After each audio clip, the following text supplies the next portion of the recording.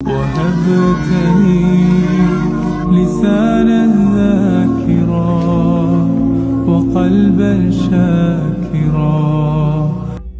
উৎকণ্ঠা ও অনিশ্চয়তার পর অবশেষে গাজায় যুদ্ধবিরতি কার্যকর হয়েছে। ১৯ জানুয়ারি রোববার সকাল 11:15টায় ইসরায়েলের প্রধানমন্ত্রী বেঞ্জামিন নেতানিয়াহু যুদ্ধবিরতির ঘোষণা দেন। তার এ ঘোষণার পর গাজার বাস্তুচ্যুত সাধারণ মানুষ ধ্বংসস্তূপের মাঝে তাদের চেনা এলাকায় ফিরতে শুরু করেছেন।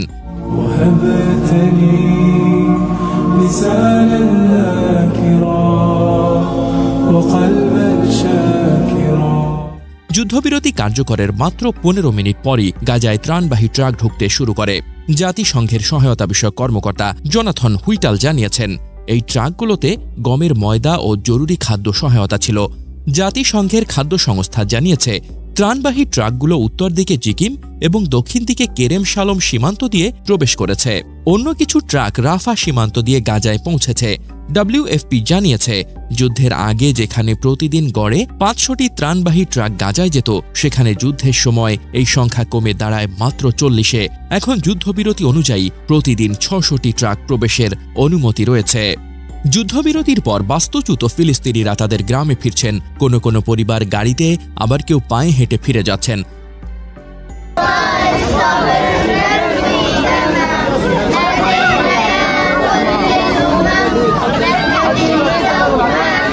প্রকাশিত ছবিতে দেখা গেছে, ধ্বংসস্তূপের মধ্য দিয়ে দীর্ঘ লাইনে হাঁটছেন ফিলিস্তিনিরা।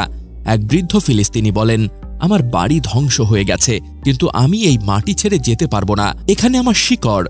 কিছু মানুষ বলছেন, তারা ধ্বংসস্তূপের ওপরই তাঁবু বানিয়ে থাকবেন, কারণ নিজের এলাকাতেই তারা শান্তি খুঁজে পান। যুদ্ধের ভয়াবহতা পেরিয়ে ফিলিস্তিনিরা আবার নতুন করে শুরু করতে চান। তারা চান তাদের সন্তানদের জন্য একটি নিরাপদ ভবিষ্যৎ গড়ে তুলতে। এক যুবক বলেন, আমাদের সামনে অনেক বাধা, কিন্তু আমরা আশা ছাড়িনি। নিজের ঘর, নিজের মাটি আমাদের পরিচয়। ২০২৩ সালের ৭ অক্টোবর হামাসের হামলার পর দখলদার ইসরায়েল গাজায় সামরিক অভিযান শুরু করে। গাজার স্বাস্থ্য মন্ত্রণালয়ের তথ্য অনুযায়ী এ পর্যন্ত ৪৬,৮০০-এর বেশি ফিলিস্তিনি নিহত হয়েছেন। শরণার্থী শিবিরে আশ্রয় নেওয়া ফিলিস্তিনিদের মধ্যে অনেকেই এখনও খাদ্য, পানি এবং ঔষধের ঘাটতির মুখে রয়েছেন।